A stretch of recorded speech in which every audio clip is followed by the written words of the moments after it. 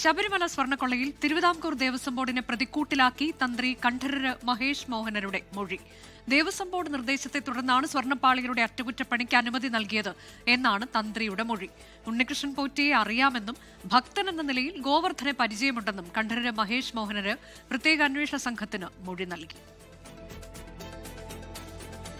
തന്ത്രി കണ്ഠരര് രാജീവരടക്കം നൽകിയ മൊഴിയാണ് മഹേഷ് മോഹനരും ആവർത്തിച്ചത്. 2022 ദ്വാരപാലക പാളികൾ കൊണ്ടുപോകാൻ അനുമതി തേടിയത് തിരുവനന്തപുരം ദേവസ്വം ബോർഡാണ്. അതിൽ അനുമതി നൽകുക മാത്രമാണ് ചെയ്തത്. ശബരിമലയിൽ സ്ഥിരമായി എത്തുന്ന ഉണ്ണികൃഷ്ണൻ പോറ്റിയെ പരിചയമുണ്ടായിരുന്നുവെന്നും മൊഴി.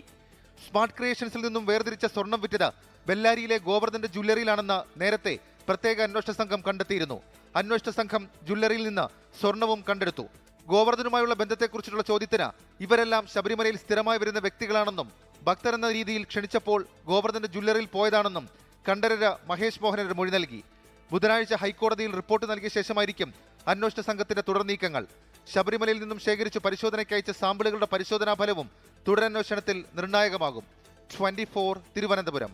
ലോകത്തെവിടെയായാലും ഏത് സമയത്തും 24 വാർത്തകളും ഓഗ്മെന്റഡ് റിയാലിറ്റി പാക്കേജുകളും എക്സ്പ്ലെയിനറുകളും വിശദമായി കാണാൻ ഞങ്ങളുടെ യൂട്യൂബ് ചാനൽ നിങ്ങൾക്ക് സബ്സ്ക്രൈബ് ചെയ്യാം.